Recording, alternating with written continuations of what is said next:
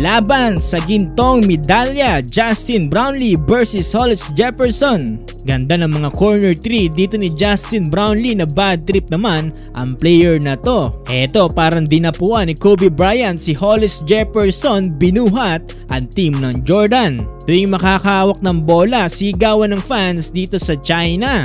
Eto naman, pa-call me pa matapos lang makapasok ng 3. Akas ni Justin Brownlee at ng Gilas, pinaiyak ang team ng Jordan. Eto na, Gilas Pilipinas kontra sa Jordan sa 19th Asian Games dito sa Hangzhou, China. Kung sino ang mananalo dito ay makukuha ang gold medal at magiging second place naman ay makakakuha ng silver medal. Considered as a rematch game na rin to para sa Gilas Pilipinas matapos tayong talunin ng Jordan dito sa group phase. Same starting lineup pa rin ang nilatag dito ni Coach Tim Cone sa pangunayan nila Chris Newsome, Scottie Thompson, Junmar Fajardo, Calvin Oftana at Justin Brownlee. Unang puntos nagmula sa kupunan ng Jordan mula sa isang transition 3 dito ni Mustafa. Pero agad naman yan sinagot dito ng Gilas Pilipinas dahil sa ating magandang ball movement nakakuha ng 2 open 3 mula kay Scottie Thompson at kay Chris Newsome. Under 7-minute mark nakamit ni RHJ ang kanyang unang jumper para dito sa Jordan matapos sa mahigpit na depensa ng Gilas Pilipinas. Mukhang nag-adjust na rin si Coach Tim Cone dito kay Hollis Jefferson na tuwing makakahawak ng bola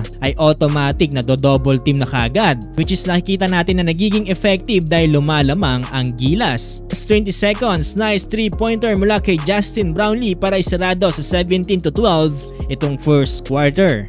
Opening ng second quarter, finally, Ange Kouame nagiging effective na dito sa Gilas Pilipinas. Kung na-figure out na dito ni Coach Tim Cone kung paano gamitin itong si Ange at nagiging effective na para sa Gilas Pilipinas. Under 9-minute mark, ganda ng steal dito ni CJ Perez para mag-convert sa open layup. Sundan pa yan dito ng another corner 3 dito ni Justin Brownlee. Nice run para sa Gilas Pilipinas kaya umabot sa double digit ang lamang natin dito. Alas mabad trip pa nga ang player na to. Under 5-minute mark, biglang bago ang ihip ng hangin, parang dinapuan ni Kobe Bryant itong si RHJ. Mula kasi sa double digit na lamang ng Gilas Pilipinas ay under 5-minute mark ay nahabol niya at naitabla pa sa 31 ng score bago matapos ang first half. Kapag nag-init pa naman itong si Hollis Jefferson ay talagang tuloy-tuloy na ang makina nito. Biglang nawala ang momentum ng Gilas. Meron ng 13 points dito si JP at si RHJ naman ay 11 points. Third quarter, mukhang merong motivational speech na sinabi si Coach Tim Cone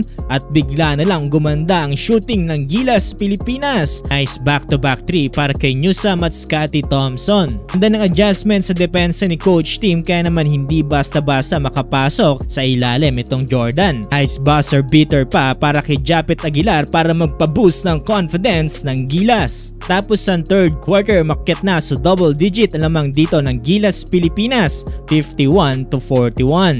Fourth quarter, intense ang laban, lamang ang Gilas Pilipinas pero hindi nagkakalayo ang score ng Jordan at ng Gilas. Unti-unti nang kumakalabaw sa ilalim si Justin Brownlee. Under 8-minute mark, lumobo na sa double digit na lamang ng Gilas, parang kinakabahan ng audience ng Jordan. Under 5-minute mark, nice recover from Scottie Thompson para maiangat sa 10 lamang ng Gilas. Kabado 20 na ang team ng Jordan. Last 2 minutes, mukhang nagiinit pa si Ange Kouame para maiangat ang lamang ng Gilas Pilipinas, 64-55. Tauling segundo, hindi na nga nagawang mahabol ng Jordan ang Gilas Pilipinas at nagawa nga nating manalo ng gold medal for the very long time.